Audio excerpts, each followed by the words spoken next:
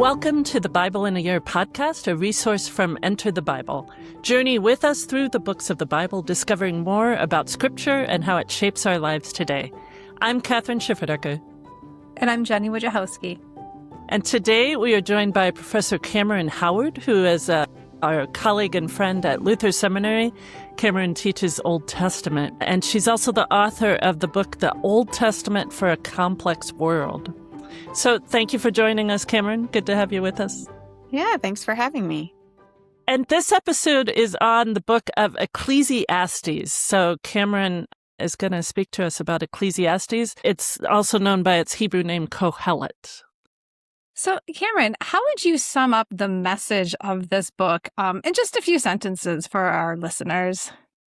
Well, the voice behind the book, the sort of narrator, not the author, but the voice we hear in the book is supposed to be the teacher. So Kohelet is a Hebrew word that means teacher, or sometimes you see it translated as preacher. That's maybe not exactly right, but also the son of David, king in Jerusalem. So ostensibly it's Solomon, but it never says this is Solomon.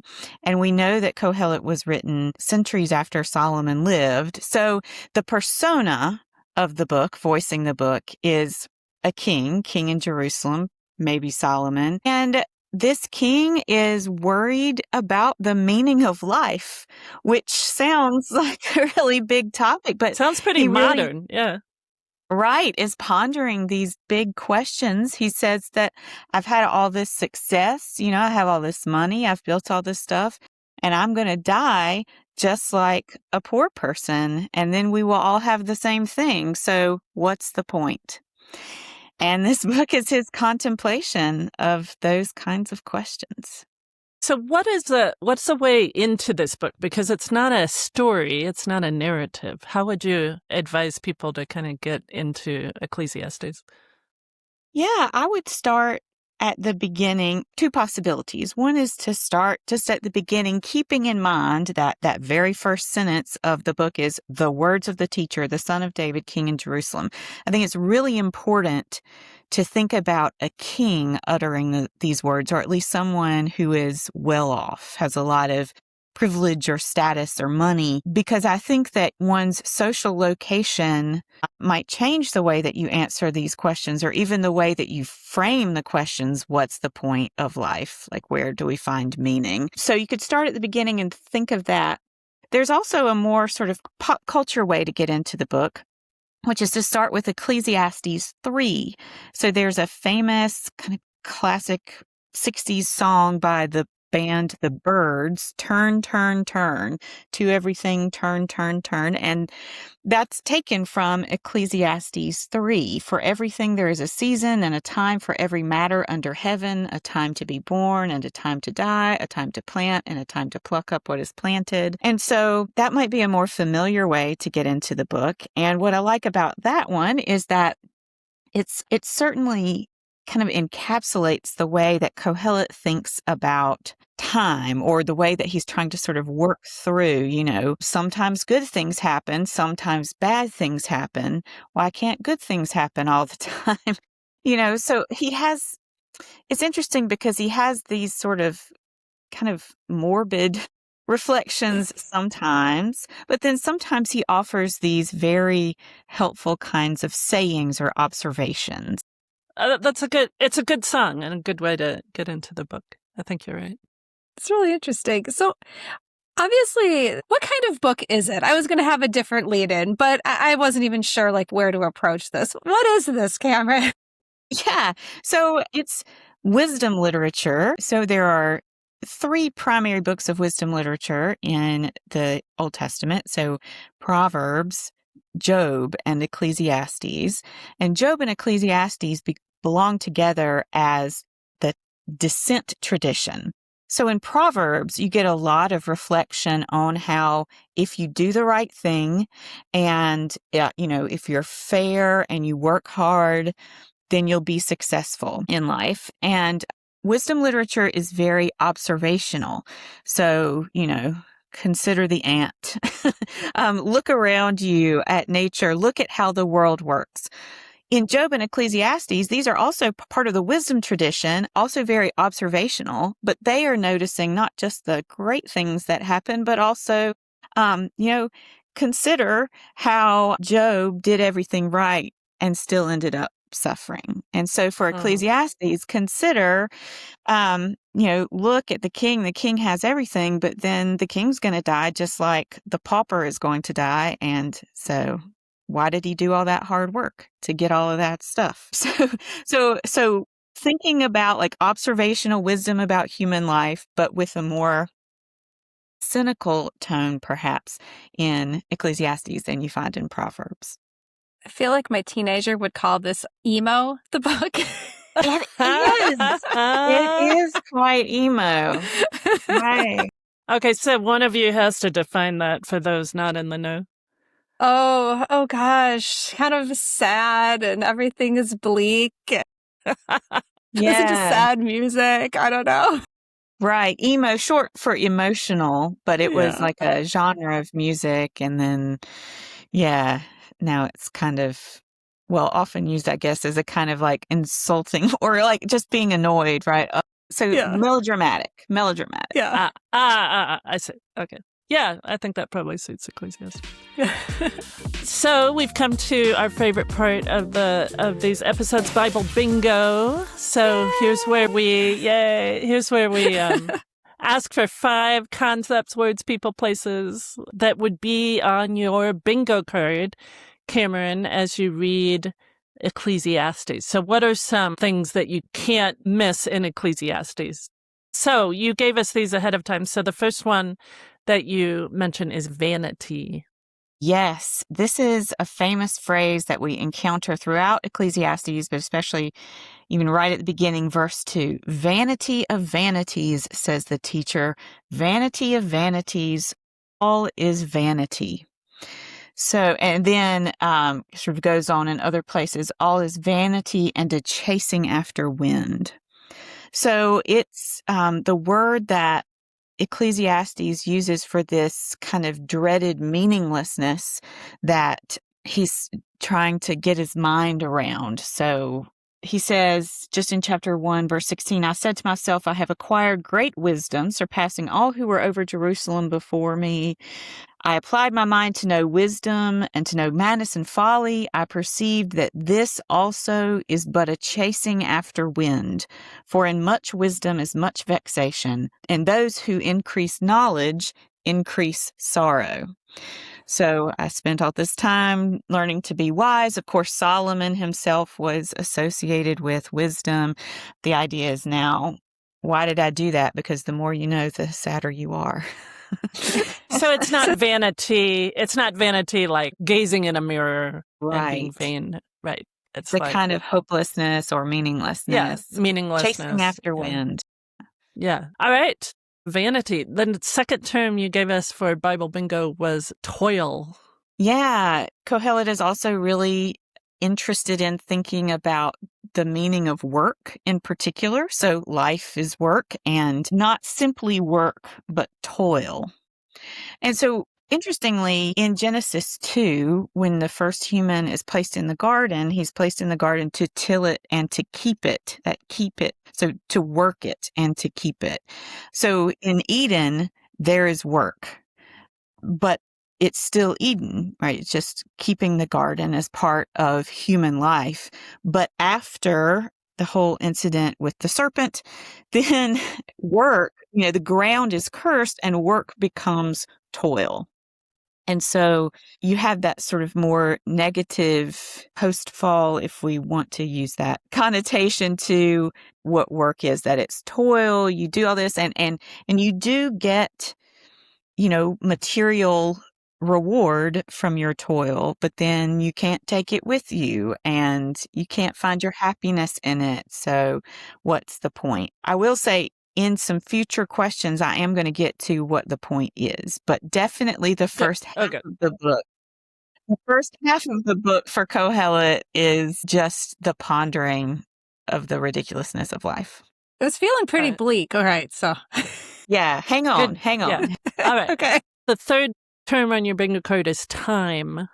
Yeah, there's a sense of the ceaselessness of time. A generation comes, a generation goes, that all rivers flow to the sea and the sea is never full. There's just this sense of the continuity of time and that we are but very small, dots in the overall sort of scheme of time. And what we do in this life is not necessarily going to be remembered generations down the road. That time is bigger than we are.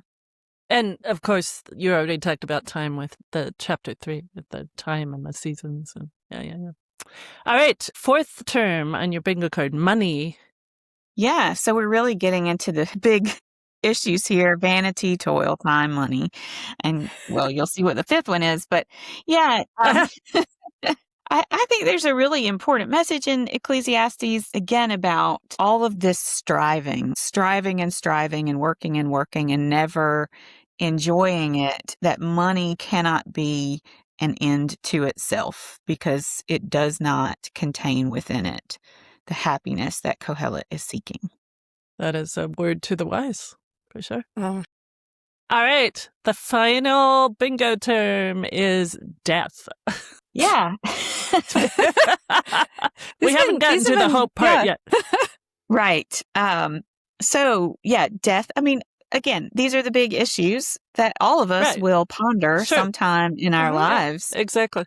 Yeah. That, we're going to die. And what is it that we have done with our lives? Let's see. I am open here to Ecclesiastes 5:13 to 15 about somebody who worked really hard and, laborers whose riches were kept by their owners to their hurt. And then the owners lost those riches in a bad venture. Though they are parents of children, they have nothing in their hands. As they came from their mother's womb, so shall they go again, naked as they came. They shall take nothing for their toil that they may carry away with their hands. This also is a grievous ill. Just as they came, so shall they go. And what gain do they have from toiling for the wind?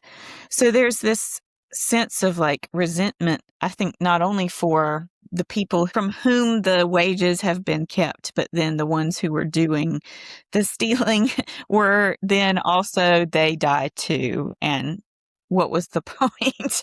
So, yeah. But there are a lot of different kind of references to death as the end of one's work. Well, that's the end of Bible bingo. So we got vanity, toil, time, money, and death. So thank you for playing Bible bingo. No, I appreciate it. Those are all really important concepts in the Ecclesiastes. Thanks, Kevin. All right. So what memorable verses, chapters, or passages would you be sure to address when looking at this book? So I would, in addition to chapter 3 that we've already talked about, the time to be born, a time to die, I like this little part of chapter 8. So Ecclesiastes 8, verses 14 through 17. And we're starting to turn here toward the hopeful resolution to all of these difficult ponderings. There is a vanity that takes place on earth, that there are righteous people who are treated according to the conduct of the wicked, and wicked people who are treated according to the conduct of the righteous. I said that this also is vanity. So, first of all, relatable, right? I mean, this is wisdom literature and it's observational, and it's making this observation that sometimes good people get bad things and bad people get good things, right? Good people are accorded as bad and bad people are accorded as good. We see that every day, right? That's just a way that human life has been since, 2,400 years ago when this was written. So, verse 15, I commend enjoyment, says Kohelet, for there is nothing better for people under the sun than to eat and drink and enjoy themselves, for this will go with them in their toil through the days of life that God gives them under the sun. Yeah, and in fact, I'm going to read the next one too, verse 16. Oh, I said through 17. Okay, good, yeah. When I applied my mind to know wisdom and to see the business that is done on earth, how one's eyes see sleep neither day nor night. Then I saw all the work of God. When were we going to mention God, right? That's an Right. interesting part of Kohelet.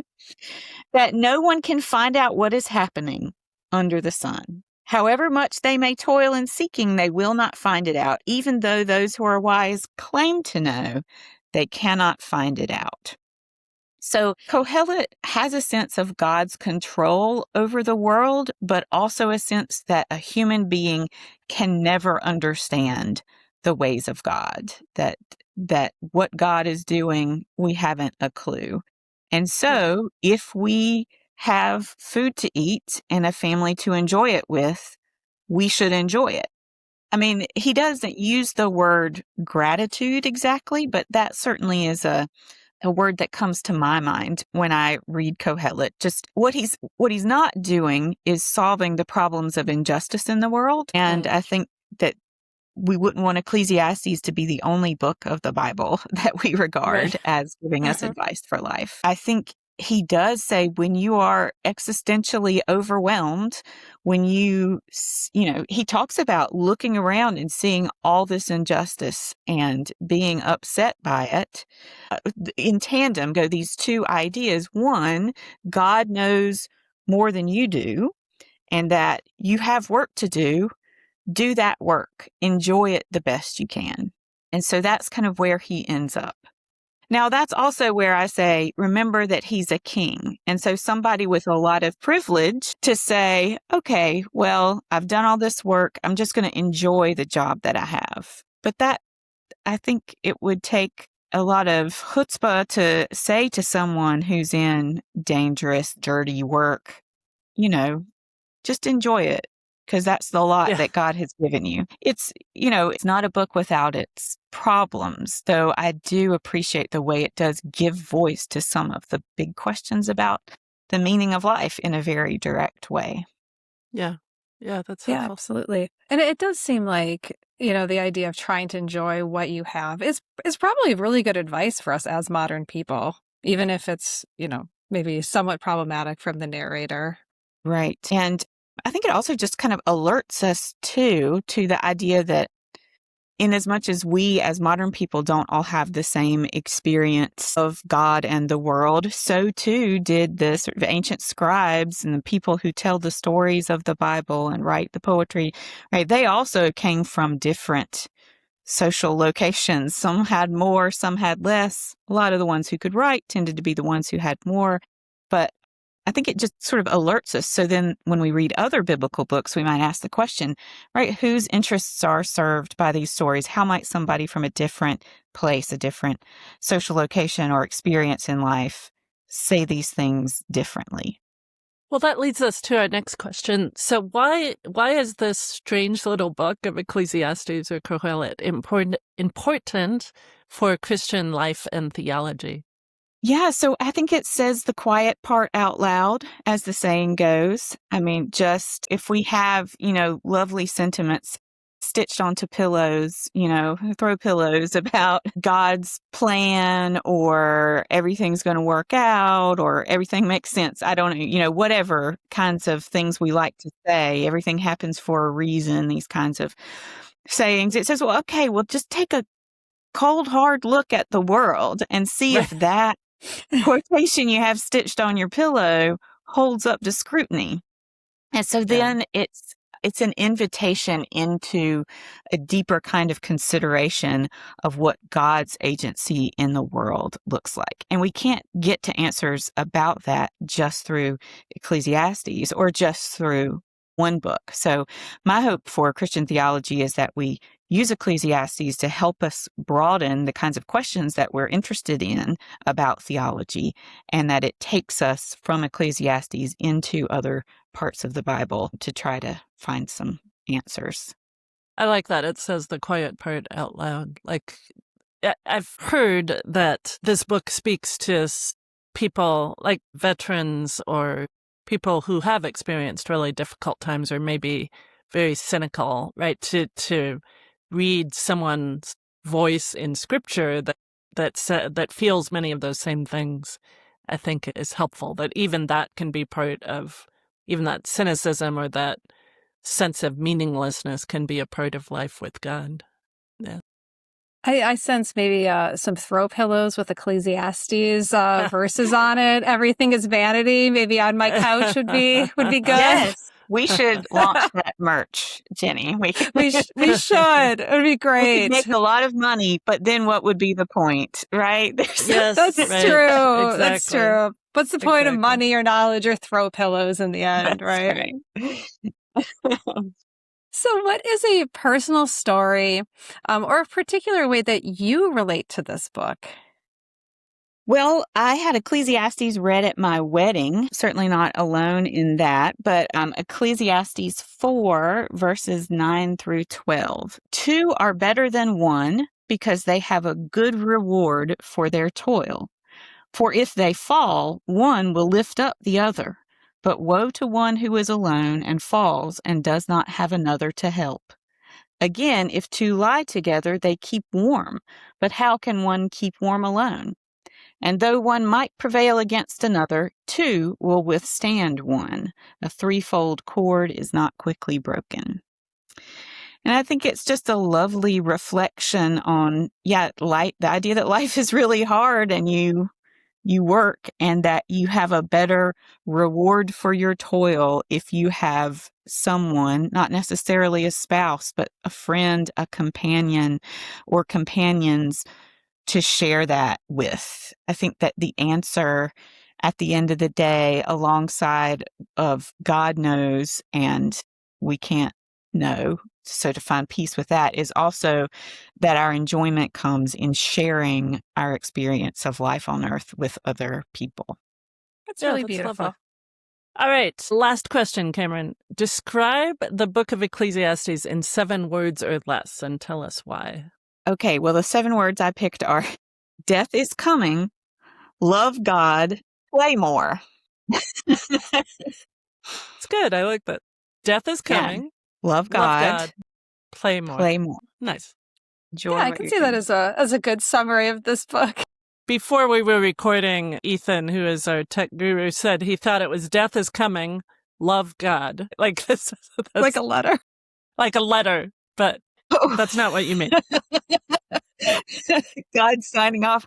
I like that. Yes. But yeah. No, God. Well, that also brings up the interesting point that God doesn't speak as a character really in Ecclesiastes, that all the wisdom literature to some extent really focuses on the human experience, kind of like we experience it now, that is trying to discern God's meaning and God's voice in the world. It's not like how God, took Abraham outside in Genesis 15 and kind of like wrapped an arm around him and said, look up at the stars, that kind of companionship of God and the ancestors or the prophets hearing God.